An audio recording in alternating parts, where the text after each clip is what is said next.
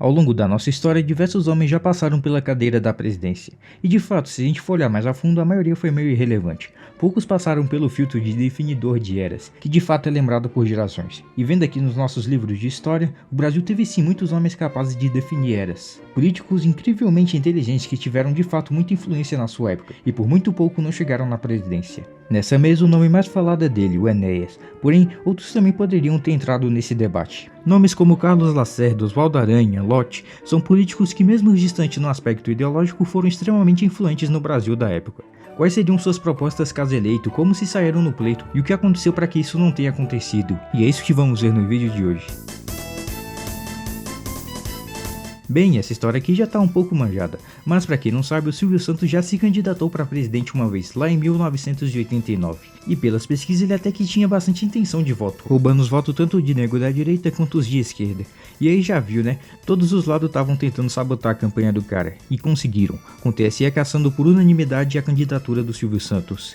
A razão era porque o partido que ele tinha escolhido não tinha as 9 convenções estaduais, ele só tinha 4. Além também, ele era o dono do SBT, e ser dono de uma empresa de comunicação não pegava lá muito bem. E assim, foi um grande erro o Silvio Santos ter demorado tanto para ter entrado na corrida presidencial, e bem que ele poderia ter escolhido um partido mais relevante, né? Na campanha dele, ele dizia que ia combater a inflação, garantir moradia, saúde pública e educação. Alimentação. Segundo ponto, saúde. Terceiro ponto, habitação. Quarto ponto, educação. E temos também 2 pontos que hoje devem ser imediatamente atacados. A inflação. Devemos também fazer com que o nosso trabalhador, com que a pessoa que trabalha tenha um salário mínimo condigno. Estes são os meus objetivos. Esse é um discurso para presidente até que bem genérico, eu sei. Entretanto, se a gente for olhar para os outros candidatos que estavam disputando a eleição em 89, o Silvio Santos era o melhorzinho, não ironicamente. Apesar desse aqui não ser um vídeo de história alternativa, a presidência do Silvio Santos poderia até que ser boa. Por não fazer parte dos grandes partidos, ele provavelmente teria mais facilidade em construir vínculos no Congresso e passar suas medidas. Agora, se essas medidas dariam certo, é outra história. Mas, no geral, seria sim um governo mais estável do que foi o governo Collor. Dificilmente eu vejo o Silvio Santos fazer tanta cagada na presidência ao ponto de ser impeachmentado. Como ele entrou meio tarde na campanha, a gente não tem plano de governo tão detalhado assim. Tudo que a gente fala a partir daqui seria mera especulação.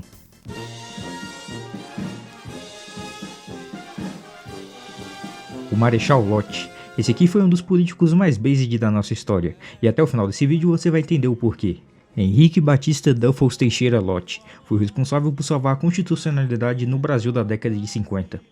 E uma coisa que a gente tem que entender sobre o homem é que ele não ia lá muito com a cara de autoritarismos. Ele lutou na Itália na Segunda Guerra e quando ele volta da Europa, ele apoia a destituição do Vargas, que na época era o ditador. Até aí, a vida continua. O Vargas volta em 50, mas como ele votou dentro da República, ele não teve retaliações por parte dele. Mas entre os outros militares, a coisa não foi tão fácil assim. Antes de 64, esse aqui foi o momento mais instável da nossa história, o período entre 54 e 57. Apesar das pessoas dizerem que o Getúlio ter ido de base foi a razão do Brasil não ter tido um golpe em 50, a grande verdade é que quem impediu um golpe em 55 foi o Lott. Vamos partir do início, Vargas saiu da vida para entrar na história. O que aconteceu posteriormente foi uma loucura. O vice do Vargas, o Café Filho, assumiu. Até aí ok. Vamos manter as coisas aqui até 1955, quando o próximo eleito assumir. E aí ganhou o JK. A vitória do JK tranquilamente poderia ter gerado um golpe no Brasil naquela época, pois uma parte grande do exército já estava querendo sair da caserna para tirar o governo. Uma parte da UDN também queria tirar o JK. O presidente Café apoiava, parecia que seria mais um golpe na lista do nosso país. Mas aí surgiu o Lott, que quando percebeu a situação logo botou o exército nas ruas e fez um golpe preventivo para garantir a continuidade do governo. O Café Filho foi deposto para pôr o presidente do Congresso, e depois o do Senado. O JK assumiu, e a maior crise até ali foi resolvida. O pessoal que estava tramando o golpe foi perdoado, mais ou menos, e o Brasil conseguiu voltar a uma normalidade. Para mim, o que faz o Lott entrar nessa lista de maiores presidentes que não tivemos, vem do fato dele poder ter evitado todas as crises posteriores dos anos 60, porque o Lott foi candidato à presidência em 1960 contra o Jânio Quadros.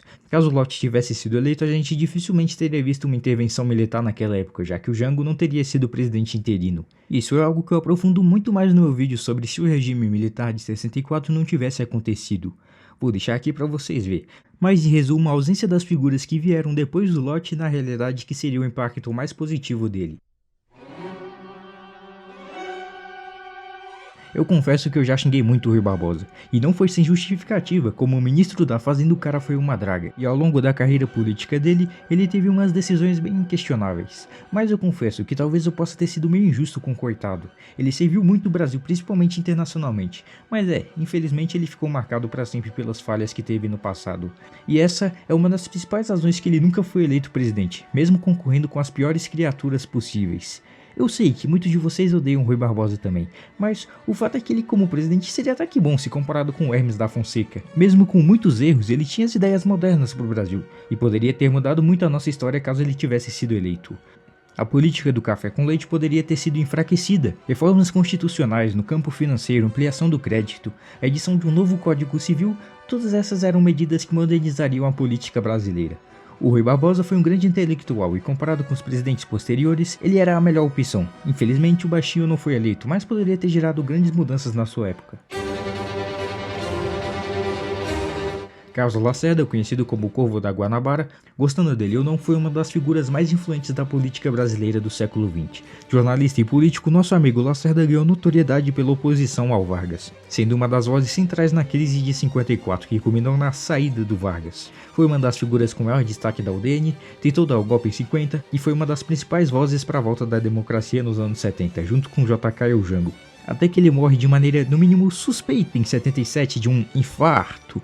Contudo, ele deixou um legado bem grande para a política brasileira. E se caso hipoteticamente falando não tivesse acontecido nada em 64, ele seria um dos principais candidatos para se tornar presidente em 65 ou 70.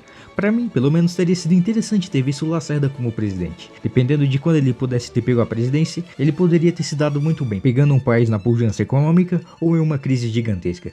Caso você tenha ficado com dúvida, eu falo um pouco nesse vídeo aqui que eu já citei anteriormente. A Revolução de 30 foi um dos eventos que mais transformaram o Brasil dentro da cultura, da economia e, claro, nos âmbitos políticos. Se a gente analisar quais eram os principais partidos políticos 20 anos depois da Revolução, os três maiores vieram de seu berço. O PTB vinha do movimento querenista. O PSD vinha dos interventores que foram nomeados durante os anos 30. Já o DN tinha uma grande quantidade de tenentes que discordavam das posições do Getúlio após a Revolução. E o getulismo gerou diversas gerações de políticos, o Jango, o JK, o Brizola, o Juarez Távora, porém, o homem que foi ministro da Fazenda, da Justiça e embaixador nos Estados Unidos não foi lá muito relevante politicamente, pelo menos não no Brasil, porque lá fora Oswaldo Aranha foi muito influente, sendo uma das principais vozes que fez o Brasil entrar na guerra do lado dos aliados, e fez coligações nas Nações Unidas para aprovar medidas nada controversas. Mas eu considero uma pena o Aranha não ter tido tanta influência assim no Brasil de 50.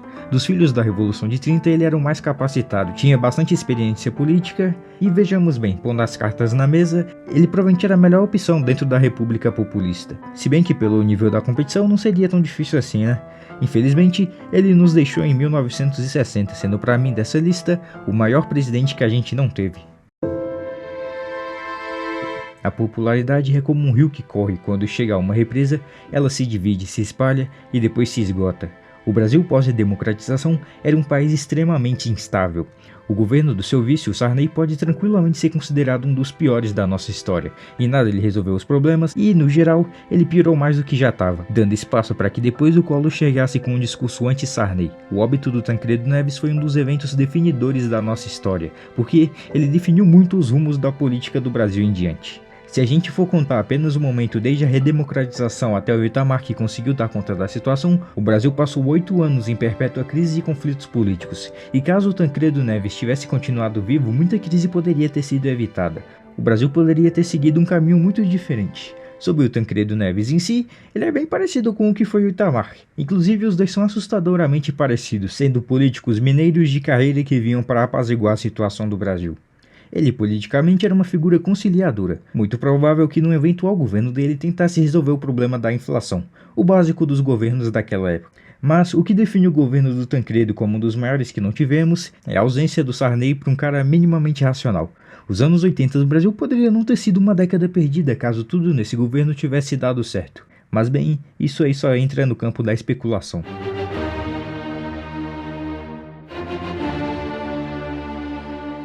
O Enéas foi um político atípico, para se dizer o mínimo, seja pela estética da barba, do óculos, jargões ou as propostas que poucos políticos teriam coragem de falar naquela época. E de certa forma é interessante ver como o Enéas, que era um cara muito respeitado no ramo que ele atuava, queria se meter lá na lama que é a política do Brasil nos anos 80 e 90. No período em que o Enéas fez suas campanhas, a reação das pessoas era que esse cara era meio louco. Com o tempo, principalmente nos dias atuais, a percepção do Enéas foi mudando tanto por pessoal de direita quanto de esquerda. Mas vamos lá, as propostas do Enéas caso eleito eram bomba atômica, políticas mais nacionalistas na economia, a valorização da educação, a anti-globalização e também haveria reformas na então Constituição de 88, já que o mesmo se demonstrou muito contra as leis que estavam integrando-se a ela. Politicamente ele desprezava os dois lados, chamando o lado de semi-analfabeto e o outro de completamente analfabeto. Eu confesso que eu fico meio dividido quanto ao Enéas, porque a época que ele resolveu ingressar era muito hostil para esse tipo de ideia. Por mais que aqui fora seja legal apontar para esses políticos a verdade na cara deles, no Congresso isso não é lá muito bem visto. Seria bem difícil ele conseguir passar suas propostas. É claro que os discursos da candidatura é bem diferente do que é lá dentro. Caso ele tivesse conseguido uma grande quantidade de cadeiras, aí as coisas poderiam ter sido diferentes. Ele poderia ter negociado com os outros partidos para que algumas de suas propostas passassem. Sobre o impacto de suas políticas se dariam certo ou não, é difícil de se dizer. O mundo inteiro era mais hostil à ideia do nacionalismo econômico e à antiglobalização. Mas se caso tivesse dado certo, teria sido interessante ver o decorrer do país ao longo dos anos. Pelo menos para mim, o maior erro do Enéas foi ter nascido na época errada, porque ele teria sido um presidente perfeito para a década de 50 e 60. O país tinha o capital para iniciar as políticas que ele tinha em mente. O nacionalismo econômico era até que bem popular naquela época, não só no bloco soviético. Na Coreia, Japão, Argentina, essas políticas eram postas em grandes quantidades. O Brasil tinha mais chances de começar a desenvolver a bomba nuclear se caso o Enéas fosse presidente na época de 60 do que fosse em 90, por exemplo.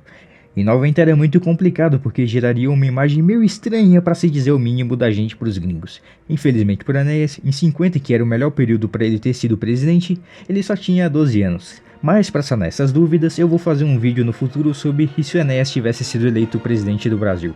Então se inscreve aí para quando esse vídeo sair. Mas e você? O que acha do Enéas, do Aranha e dos outros candidatos que apareceram nesse vídeo? Digam aqui nos comentários, se inscrevam, que eu prometo tentar postar aqui com mais frequência. Mas então, é só isso mesmo e tchau!